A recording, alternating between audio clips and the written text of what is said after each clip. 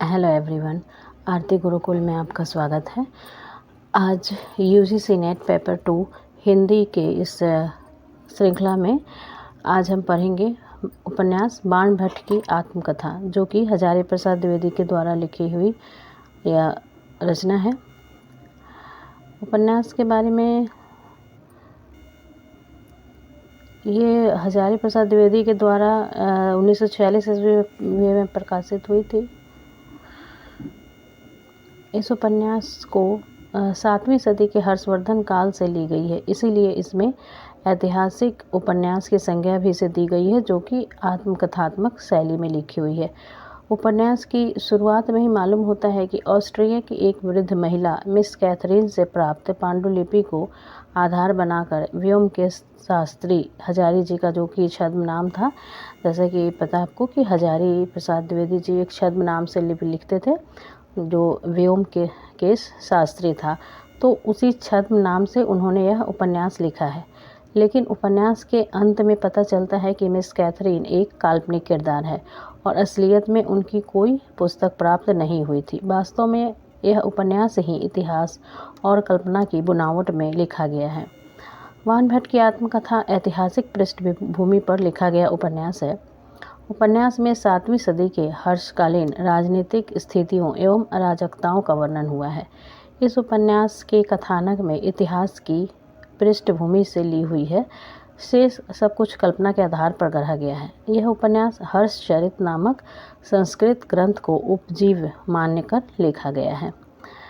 तो जैसा कि आपने देखा कि बाण भट्ट की आत्मकथा उपन्यास जो है ये इसमें मिश्रण है, जो इतिहास का और जो सच्चाई है उसका भी, और कल्पना का, तीनों चीज़ का इसमें मिश्रण है। तो आप अगर आपने बाण भट्ट की आत्मकथा उपन्यास पूरा पढ़ा होगा तो आपको इसके बारे में जानकारी होगी, लेकिन अगर आपने नहीं पढ़ा है तो फिर आपको ये वीडियो पूरा अंत तक ज़रूर देखना चाहिए, क्योंकि इस वीडियो को जब आप अंत तक देख लेंगे तो ये मेरा विश्वास है कि आपका काफ़ी कुछ हो जाएगा। जो एग्ज़ाम में मुख्य प्रश्न जो आते हैं, तो आप इस वीडियो को देख करके काफ़ी कुछ कर सकते हैं। अगर बाण भट्ट की आत्मकथा उपन्यास से जो भी प्रश्न आए तो उनको आप कर सकते हैं।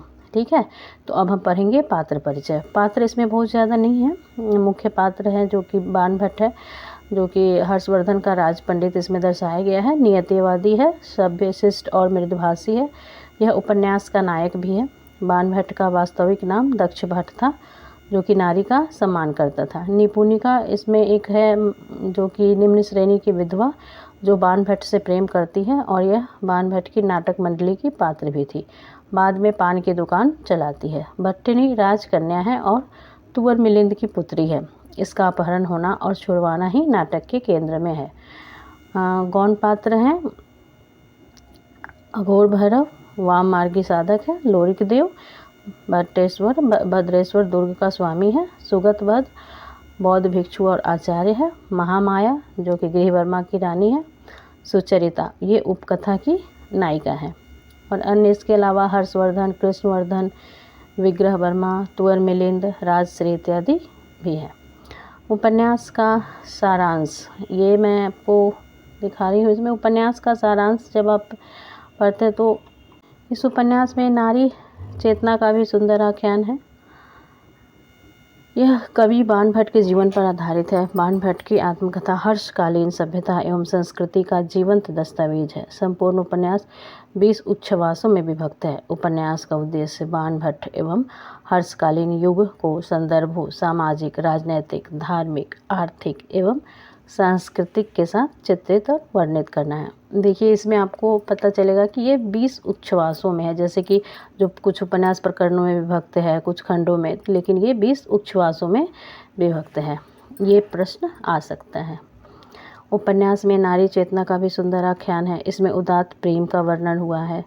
तो ये भी आ जाता है उपन्यास में कि प्रश्न में कि किस उपन्यास में उदात्त प्रेम का वर्णन हुआ है, तो उसका जवाब हमें ये दे सकते हैं कि ये बाण भट्ट की आत्मकथा उपन्यास में हुआ है।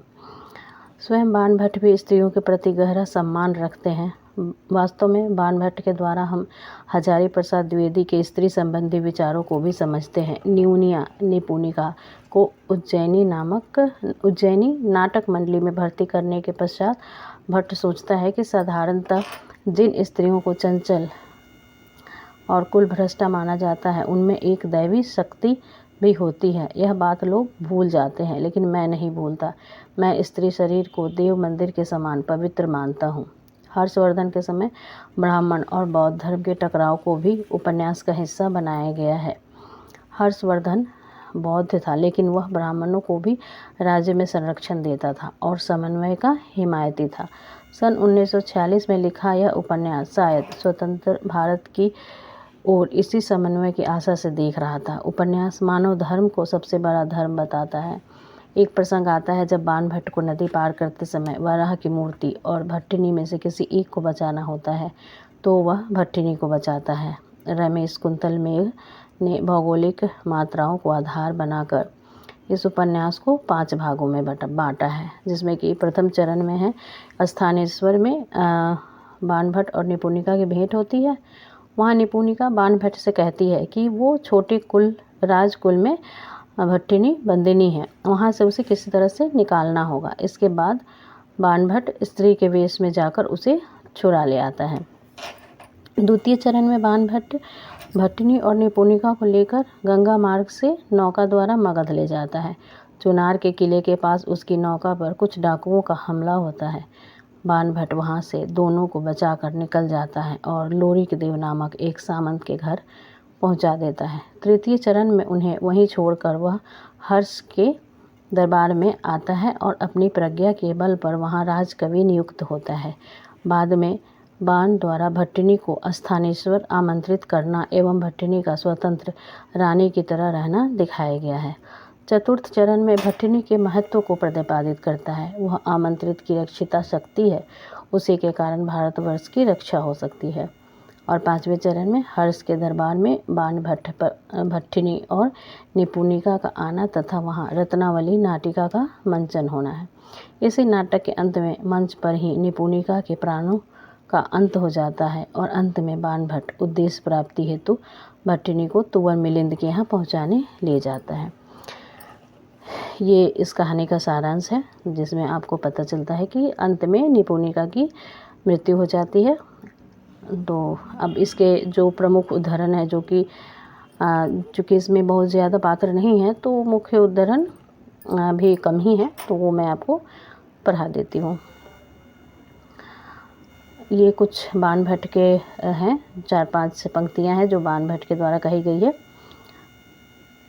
भावी जीवन की रंगीन कल्पनाओं में डूबते उतरते मनुष्य को आसपास देखने की फुर्सत कहाँ होती है। साधारणतः जिन स्त्रियों को चंचल और कुलभ्रष्टा माना जाता है उनमें एक दैवी शक्ति भी होती है, यह बात लोग भूल जाते हैं। लज्जा जो तरुणियों का स्वाभाविक अलंकार है, चिंता में निमग्न मनुष्य अंधा होता है। ये पंक्ति है। बुद्धिमान की नीति मौन होती है। ये सभी बाणभट्ट की पंक्तियाँ हैं। बाणभट्ट की पंक्तियाँ इसलिए महत्वपूर्ण है ना, क्योंकि ये बाणभट्ट जो है वो कथानायक है और कथानायक की पंक्तियाँ हमेशा इम्पोर्टेंट होती हैं। तर्क से विद्वेष बढ़ता है, विद्वेष से हिंसा पनपती है और हिंसा से मनुष्य का विध्वंस होता है। देखिए, ये पंक्ति दे करके पूछा जा सकता है कि ये किसकी पंक्ति है, तो ये बाणभट्ट की पंक्ति है। ये आचार्यपाद की पंक्ति है। इस ब्रह्मांड का प्रत्येक अणु देवता है। देवता ने जिस रूप में तुम्हें सबसे अधिक मोहित किया है उसी की पूजा कर। ये बाबा हैं, उसकी पंक्ति है। एक और पंक्ति है बाबा की। जब तक तुम पुरुष और स्त्री का भेद नहीं भूल जाते तब तक तुम अधूरे हो, अपूर्ण हो, आसक्त हो। यह बाबा की पंक्ति है। पुरुष निसंग है, स्त्री आसक्त। पुरुष निर्द्वंद है, स्त्री द्वंद्वोन्मुखी। पुरुष मुक्त है, स्त्री वृद्ध। पुरुष स्त्री को शक्ति समझकर ही पूर्ण हो सकता है, पर स्त्री को शक्ति समझकर अधूरी रह जाती है। यह महामाया की पंक्ति है। महामाया जो है उसकी भी पंक्तियाँ बहुत ही महत्वपूर्ण हैं, तो आप इसको ज़रूर से याद कर लीजिएगा।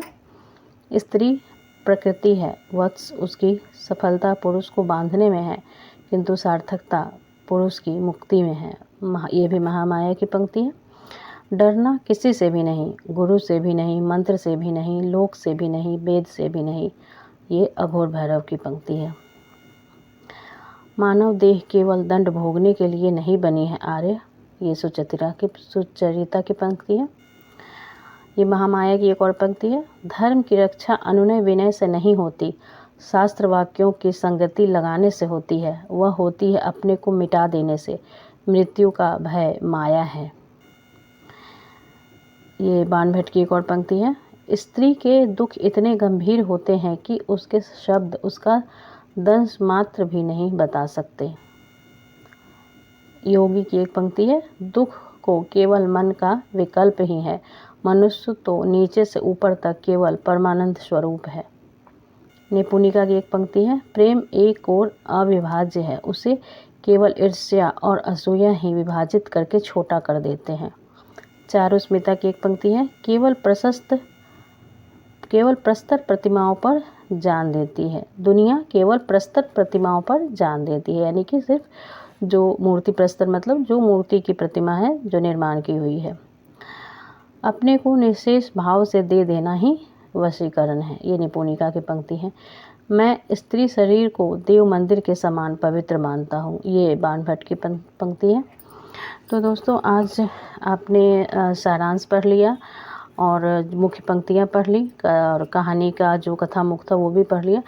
अब कल की क्लास में मैं आपको जो है वो ये इस पुस्तक भूमिका है वो भी बहुत महत्वपूर्ण है, तो मैं आपको भूमिका और एक आमुख नाम से उसमें एक 3 या 4 पेज की का मतलब चैप्टर है, तो वो भी मैं आपको लाइन बाय लाइन पढ़ा दूंगी, क्योंकि उसमें से कई बार प्रश्न पूछे जा चुके हैं भूमिका से भी और वो आमुख से भी, और उसके बाद प्रथम उच्छ्वास द्वितीय उच्छ्वास ऐसे प्रारंभ होता है। तो मैं आपको कल उसमें थोड़ा सा टाइम लगेगा, तो उसको मैं भूमिका और वो प्रथम जो कथामुख है वो मैं आपको पूरा लाइन बाय लाइन कल के क्लास में पढ़ा दूंगी।